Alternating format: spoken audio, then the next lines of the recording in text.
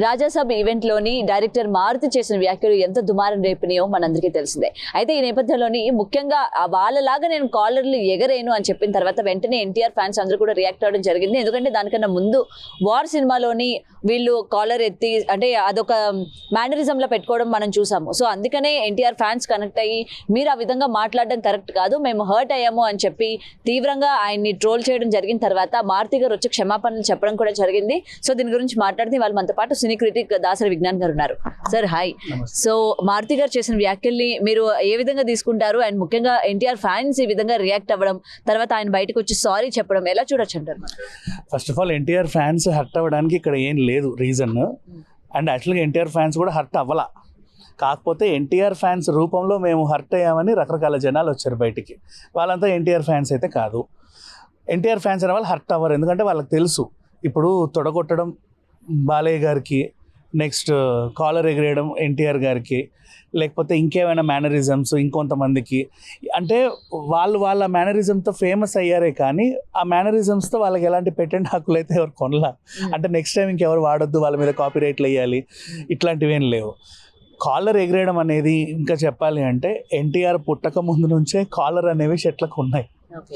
అప్పటి నుంచే మనకి కాలర్స్ కంటూ ఒక రెస్పెక్ట్ కూడా ఉంది. White collar, blue collar, jobs అయినా సరే ఇంకేమైనా సరే మనం ప్రతిపాదిస్తూ ఉంటాం కొన్నిటికి, ఈవెన్ క్రైమ్స్కి కూడా.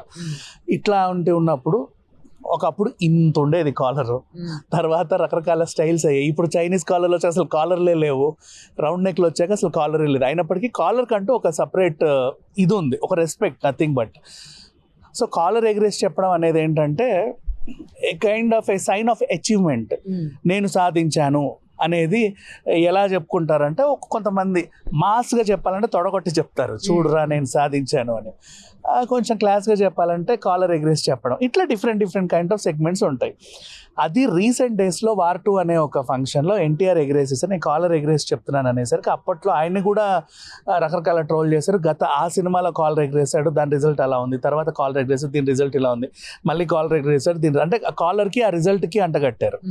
సరే మొత్తానికైతే ఏదో రకంగా ఆ కాలర్ ఎగరేయడం అనేది ఆయనకు హ్యాపీ అనిపించింది. నెక్స్ట్ మళ్ళీ ఒక ప్రీ రిలీజ్ ఈవెంట్లో ఇంకొకరు మేము కాలర్ ఎగరేసి చెప్పాం కానీ అసలు ఆ కట్అవుట్కి అంత అవసరం లేదని చెప్పేసరికి తను పొగిడింది ఆ కట్అవుట్ గురించి.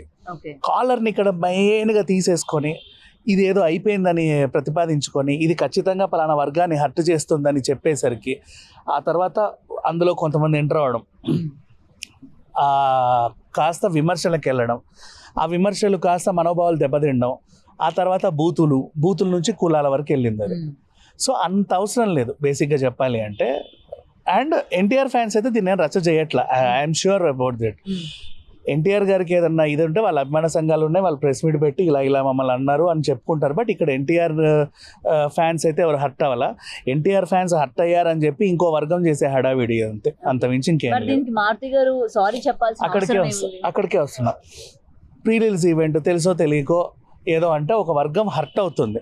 ఆ వర్గంలో ఆ హీరో అంటే నాకు చాలా ఇష్టం, నేను ఆయన అనడం ఏంటి, వీళ్ళందరూ హడావిడి చేయడం ఏంటి? సరే అంటే చేశారు.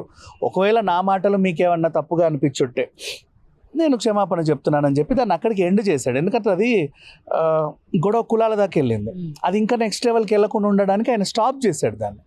సో అది ఆయన పెద్దరికం ఇంకా చెప్పాలి అంటే, హీ స్టాప్డ్ ఇట్. బట్ అసలు ఆయన క్షమాపణ చెప్పాల్సిన అవసరం కూడా అంత పెద్ద నేరం ఏం చేయాల. ఇప్పుడు నిలదీసిపోయి ఉంది, ఎవరు గుర్తొస్తారు? ఇంకెవరన్నా నిలదీసిపోయి అంటే ఈవిడ్ని హర్ట్ చేసినట్టు కాదు కదా. ఫసక్ అంటే వాళ్ళ నాన్న గుర్తొస్తాడు, ఇంకే కొన్ని మ్యానరిజాలకు కొంతమంది గుర్తొస్తారు. అవన్నీ వాళ్ళు వాడితే హిట్ అయినవి తప్పితే వాళ్ళకంటూ దాని మీద పేటెంట్ హక్కులు ఏం లేవు. అది ఇంకొకరు వాడకూడదు అనే రూల్స్ ఏం లేవు, రెగ్యులేషన్స్ ఏం లేవు. బాలయ్య తొడగొట్టాలా, ఇంకెవరు కొట్టకూడదా, అట్లా అంటే they are a sign of achievement అన్నప్పుడు అది ఎవరైనా యూజ్ చేసుకోవచ్చు. అలానే సైన్ ఆఫ్ అచీవ్మెంట్ ఈయన దాన్ని కించపరిచేలా కూడా మాట్లాడాల. అంటే కాలర్ ఎగరేసిన వాళ్ళందరూ ఇది, అసలు కాలర్ ఉన్నోడే ఇది, అసలు కాలర్ అంటేనే ఇది అని కాలర్ గురించి కూడా ఆయన ఏం చెప్పాలా, ఏది స్టేట్మెంట్స్ ఏం పాస్ చేయాల. సో ఊరికే ఇలా సార్ ఈ మధ్య ఇలాంటి ప్రెస్ మీట్స్ కావచ్చు, ప్రీ రిలీజ్ ఈవెంట్స్ లోని మాట్లాడే ప్రతిది కూడా ఇంత ఇష్యూస్ అవ్వడానికి మెయిన్ రీజన్స్ ఏంటంటారు? నిన్నగాక మొన్న కూడా బాలయ్య మాట్లాడిన దాన్ని కూడా రకరకాలుగా చేశారు, అవునా? ఇప్పుడు ఏమవుతుందంటే ప్రెస్ మీట్లో ఎవరన్నా మైక్ పట్టుకున్నారు అంటే వెంటనే రాసేసుకుంటున్నారు, ఎక్కడ ఏం చేస్తాడు, దొరికాడు, అయిపోయింది. సో ఇట్లా వెతుకుతున్నారు. ఆ మాటలు వినట్లా. ప్రీ రిలీజ్ ఈవెంట్లు ఎందుకు చేస్తారు? ఆ సినిమా ప్రమోషన్ కోసం చేసుకుంటారు. ఆ మాటలు వినట్లా, ఆ ప్రమోషనల్ కంటెంట్ ఎవరికి రీచ్ అవ్వట్లే. కానీ ఎక్కడ ఎవరు ఏ రకంగా కాంట్రవర్సీ చేస్తారో దాన్ని మాత్రం, వాడు ఒకవేళ కాంట్రవర్సీ చేయలేదనుకో, వీళ్ళే కాంట్రవర్షియల్ క్వశ్చన్స్ అడిగి మరి కాంట్రవర్సీ చేయడం అంటే అక్కడ ఏదో అవ్వాలి రచ్చ. ఎందుకంటే రీజన్ నాకు అనిపించింది ఏంటంటే, రాసుకోవడానికి వేసుకోవడానికి వార్తలు ఏం లేవు. ఈవెంట్ల మీద ఈవెంట్లు అవుతున్నాయి. మరి దీన్ని ఎట్లా ఏం చేస్తే బాగుంటుంది? ప్రతి ఈవెంట్ని ఒక రచ్చ చేస్తే ఈవెంట్ గురించి ఓ 4-5 టాపిక్లు రాసుకున్నా సరే ఆ రోజు కంటెంట్ దొరుకుతుంది కదా. సో కంటెంట్ కోసం ఉబలాట పడే వాళ్ళు క్రియేట్ చేసే కంటెంట్ ఇది. అంత మించి దీంట్లో ఏమీ లేదు మా అసలు. ఈవెన్ ఇంకో ఎగ్జాంపుల్, నిన్న మోహన్ బాబు గారి ఫంక్షన్ అయింది. బ్రహ్మానందం గారు వచ్చారు. ఆ ఎర్రబెల్లి గారిని ఇలా అన్నాడు అని చెప్పేసి ఇలా లోపలికి వెళ్ళాడు. అదో పెద్ద రచ్చ. ఆయనకు తెలియని కూడా తెలియదు. ఇంటికి వెళ్ళి చూసి ఏంటిది ఇంత రచ్చ అవుతుందా అని చూశాడు. అయ్యో రామా, అసలు అక్కడ జరిగింది ఏంటి? ఈవెంట్ ఎవరిది? మోహన్ బాబు గారిది. అమ్మ నీ బర్త్డే, నేను వచ్చి నీ బర్త్డేకి నిన్ను ఫస్ట్ విష్ చేసి తర్వాత నేను ఏమన్నా చేసుకోవచ్చు. నేను వచ్చుడే ఊరందరికీ ఫోటోలు తీసుకొని తర్వాత నీ దగ్గర రావడం అనేది నిన్ను అవమానించినట్టు అక్కడ.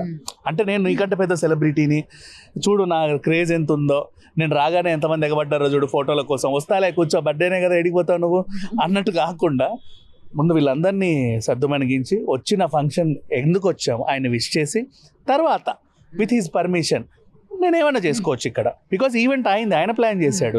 నా ఫోటోషూట్ ఎవడు ప్లాన్ చేయలే, ఇక్కడ ఆయన ఈవెంట్ అది. సో తనకు రెస్పెక్ట్ ఇచ్చాడు. దాన్ని కూడా ఎంత రచ్చ చేశారు. సో ప్రతి ఈవెంట్లో ఏదో ఒక కారణాన్ని వెతుక్కొని దాన్ని కావాల్సినంత రచ్చ చేసి, కాదేది రచ్చకు అనర్హం అన్నట్టుగా దాన్ని క్రియేట్ చేసి వార్తలు ఆనందపడుతున్నారు అంతే. బట్ దేని గురించి అసలు ఇంత మాట్లాడుకొని ఇంత చర్చించాల్సిన అవసరం లేదు. బట్ మనం మాట్లాడాలి. వై? బికాస్ అందులో ఏమీ లేదన్న విషయం బయటోడికి తెలియాలంటే ఎవరో ఒకరు చెప్పాలి కదా, అంతే. Thank you. For more videos like this, subscribe Big TV channel.